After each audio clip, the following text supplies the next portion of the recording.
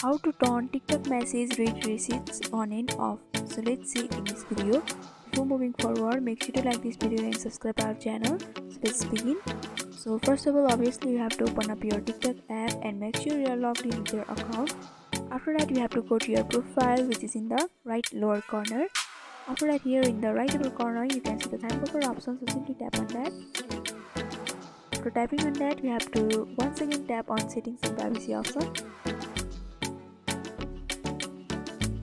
After that, you have to tap on privacy option over here, and you can see the various options over here. So you have to scroll down below and you'll be able to see direct message, which is auto interactions.